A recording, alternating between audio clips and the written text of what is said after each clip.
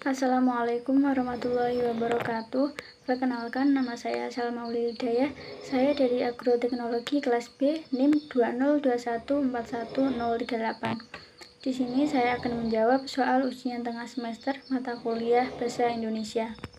Soal yang pertama, jelaskan pola bentuk gabungan terikat. Tulislah kembali bentuk gabungan terikat berikut ini. Pola gabungan terikat adalah suatu unsur kata yang tidak dapat berdiri sendiri tanpa adanya satu kata lain. Di sini ada contoh adik kuasa yang benar, penulisannya adalah adik kuasa digabung, catur tunggal digabung, catur tunggal, dwiwarna digabung menjadi satu, dwiwarna, ekstrakurikuler digabung, ekstrakurikuler, kontra dan revolusi dispasi, purnawirawan digabung menjadi satu, purnawirawan, saptakrida digabung menjadi satu, saptakrida, subbagian juga digabung menjadi satu, subbagian. Soal nomor 2, jelaskan perbedaan bentuk penalaran deduktif dan bentuk penalaran induktif. Berikan contoh penerapannya. Penalaran induktif merupakan proses berpikir yang bertolak dari hal-hal khusus menuju sesuatu yang umum. Sedangkan penalaran deduktif, proses berpikir yang bertolak dari suatu umum menuju hal-hal yang khusus.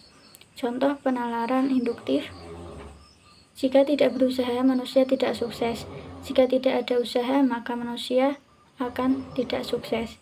Contoh penalaran deduktif: buah mangga berwarna hijau dan rasanya manis. Kesimpulannya bahwa buah yang berwarna hijau rasanya manis. Selanjutnya soal nomor 3, jelaskan dan berikan contoh transkripsi dan transliterasi. Transkripsi yaitu pengalihan tuturan yang berwujud bunyi ke dalam bentuk tulisan atau penulisan kata, kalimat, atau teks dengan menggunakan lambang-lambang bunyi. Contohnya, saya ingin menjadi guru yang handal. Ditulis dengan lambang bunyi seperti itu, seperti yang dicontoh.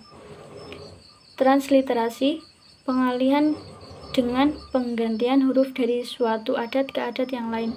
Contohnya dalam penulisan aksara Jawa, itu menggunakan transliterasi.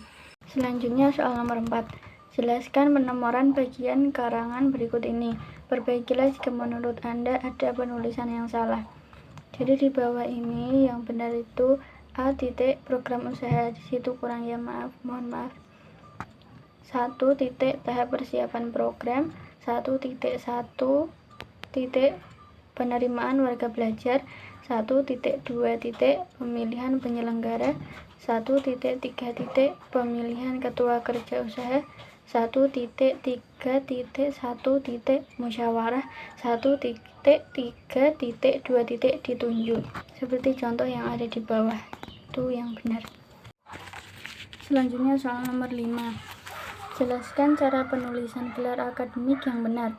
Kemudian jawab soal berikut ini, jika salah penulisannya segera diperbaiki. Untuk gelar magister ditulis di belakang nama orang dengan singkatan M besar. Setelah itu diikuti oleh program studinya. Untuk gelar sarjana ditulis di belakang nama disingkat dengan huruf S besar. Setelah itu diikuti nama program studi.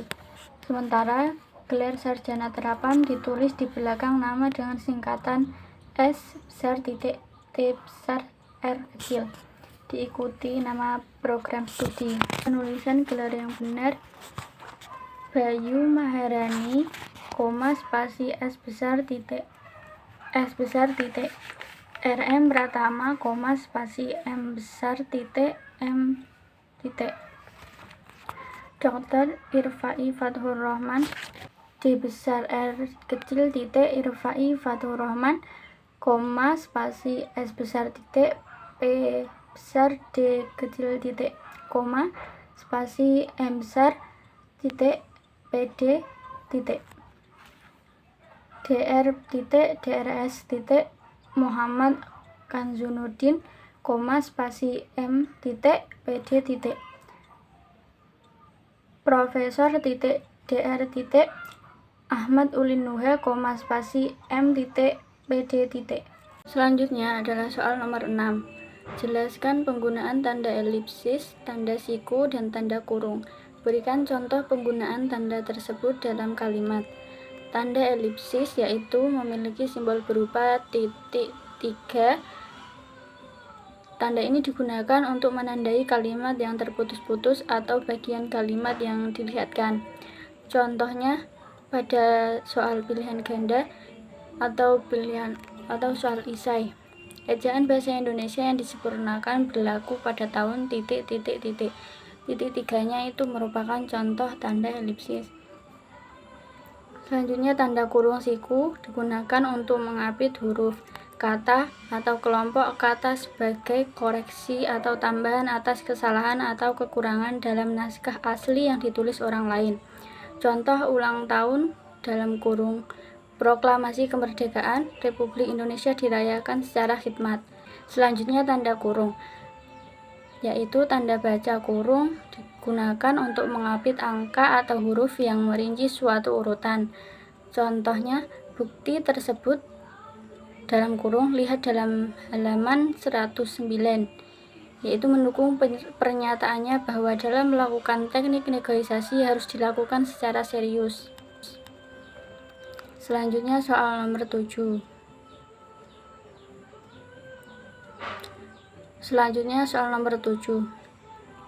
Jelaskan 3 cara penalaran induktif meliputi generalisasi, analog, dan hubungan sebab akibat atau kasual. Silakan jelaskan satu persatu disertai contoh. Pertama, generalisasi, yaitu proses bernalar yang bertolak dari sejumlah gejala atau peristiwa yang serupa untuk menarik kesimpulan mengenai semua atau sebagian dari gejala atau peristiwa yang bersangkutan. Contohnya yaitu seorang petani bisa membedakan buah yang masak atau mentah. Yang kedua, analog, perbandingan yang menunjukkan kesamaan-kesamaan antara dua barang atau sesuatu yang dibandingkan. Contohnya, klub Persija Jakarta mampu masuk babak final karena berlatih setiap hari. Yang terakhir, hubungan sebab akibat atau kasual.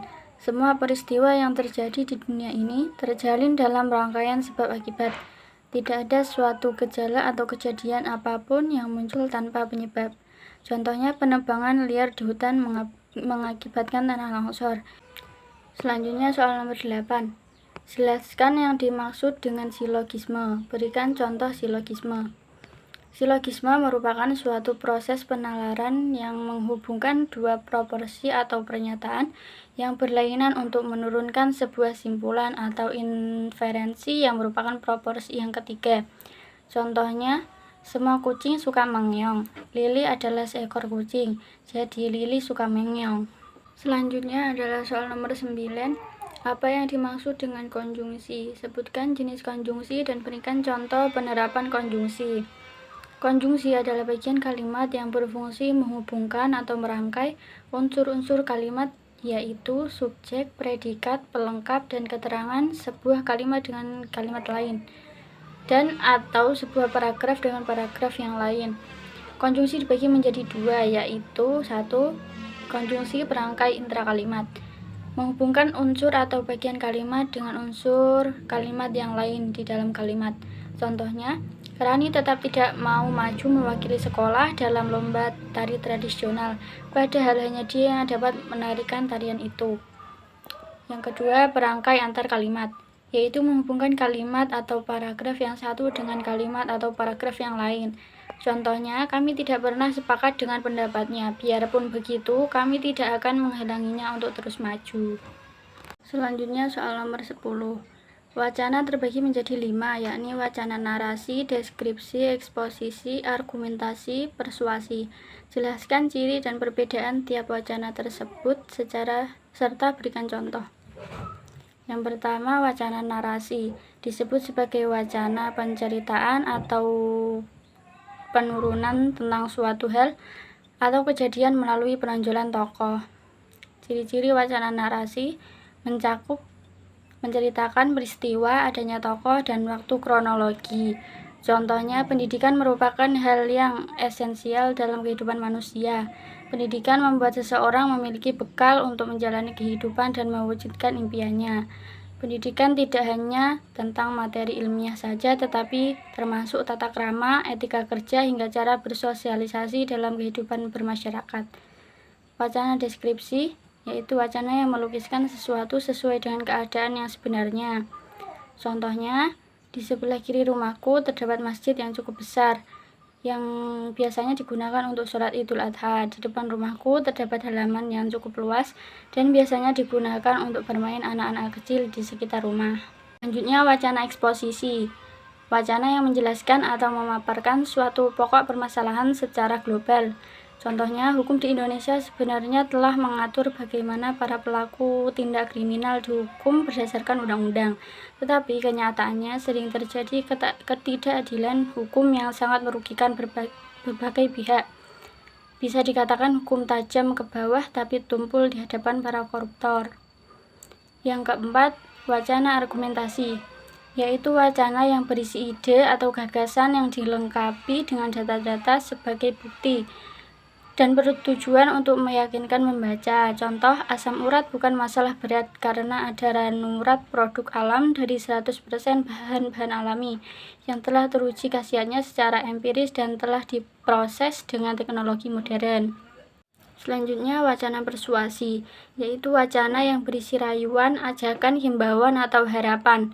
Ciri-cirinya terkadang menampilkan data pendukung seperti fakta-fakta supaya para membaca percaya dan melakukan apa yang diminta penulis.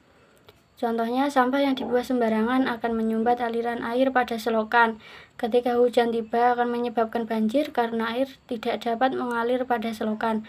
Untuk itu, marilah kita senantiasa menjaga kebersihan lingkungan dengan membuang sampah pada tempat yang telah disediakan.